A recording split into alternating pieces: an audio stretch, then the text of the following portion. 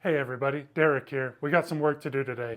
The KLX 300 just hit over 600 miles, so we need to do an oil change, we need to change out the filter, and I'm going to check out a couple other things just to make sure everything's running smooth. So let's get into it. Some things you're definitely going to need for the oil change. I got some 10W40 full synthetic oil, Kawasaki brand, and then here's the oil filter you need with the part number. This is OEM. Oil filter 52010-1053. I will leave links to these in the description. So if you're having trouble finding them, I'll show you exactly where I got them. A couple notes straight from the service manual here. When you remove the oil filter, you need about 1.2 quarts to fill this thing back up. So make sure to buy 2 bottles of the 10W40. Another helpful note in the service manual, I've seen a couple people ask about this. If you're super particular about getting your torque specs exactly how Kawasaki recommends, there's your measurements right there.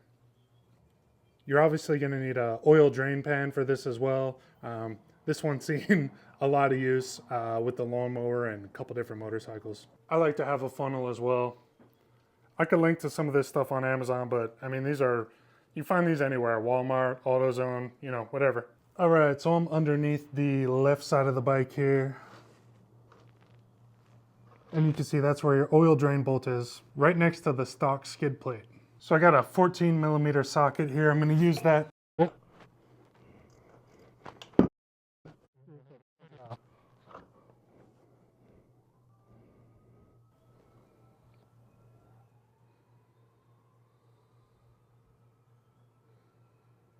So once it starts slowly draining like this, I'll come to the other side and loosen this fill cap.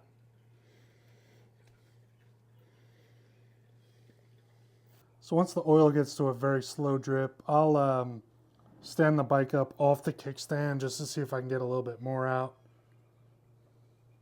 Shake it around a little bit. You just want to get as much out as possible. Seems to do better on its side. All right, next you got to take out the oil filter bolts. These are 8mm.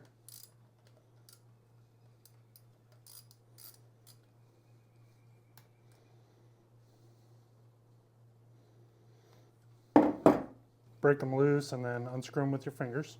So mine was on there real good. So I very, very carefully used a tiny little flathead screwdriver to try to pry it out a little bit. Then you can take it out with your hand. She's dirty. That's the infamous screw that doesn't stay in place that everyone talks about. There's a couple different methods we could use to get this filter back in. I'll go over them here in just a second. I'm gonna take one shop towel and put it in there and get that extra oil out. In case you were curious, your oil fill line is right here behind your rear brake lever. Your old oil filter, just pull it right off. And you can slip your new one right on. Put this rubber side down.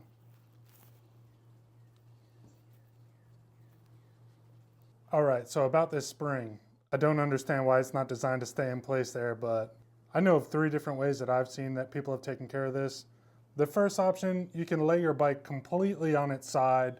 That way, you know, the spring will stay in place.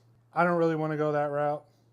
The other option is to dab it in some Vaseline and then put it in there and it should stick. And the third option is to use some needle nose pliers and just try to like expand the end of the spring so that it stays in place in there.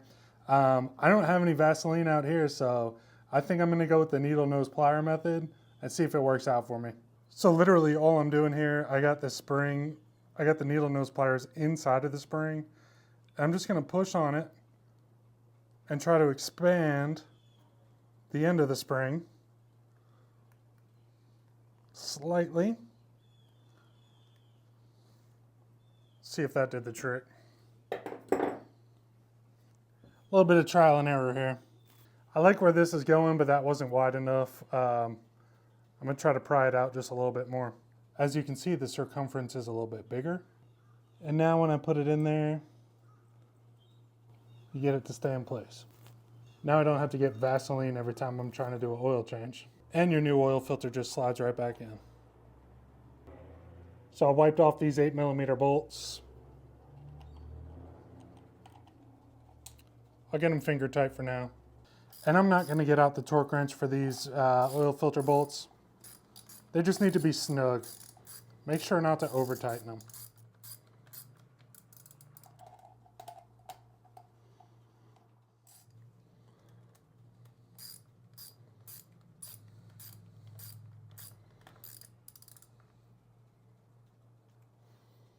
All right, oil filter is in. All right, so I wiped off the oil drain bolt. The washer is still in really good shape, and Kawasaki service manual doesn't even mention replacing it, so I'm gonna reuse it. All right, so I got the drain bolt finger tight. For this one, I am gonna use a torque wrench. So again, this is a 14 mil. Service manual says 11 foot-pounds of torque. If you don't have a torque wrench, you could either buy one or just trust yourself.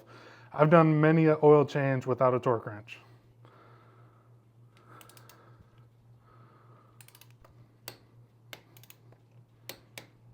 Let's go ahead and give this a little wipe down too.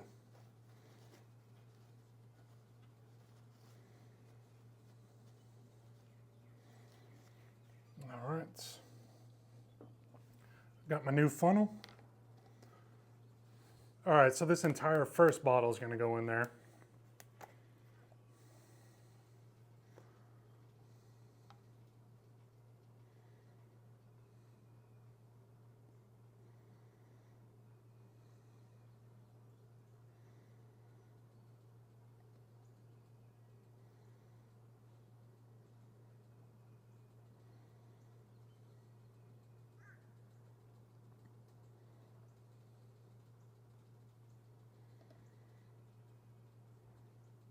All right, first bottle's in, and we just need a touch from the second bottle. Do not use the whole second bottle. We're gonna do this slow and then check the fill lines and make sure everything's in order. All right, so I got the bike off the kickstand, sitting nice and straight to check this oil. You can see you want your oil to be between these two notches. So we're looking good here. If you did pour too much in there, use a syringe and suck some out. Let's go ahead and fire her up and make sure there's no leaks.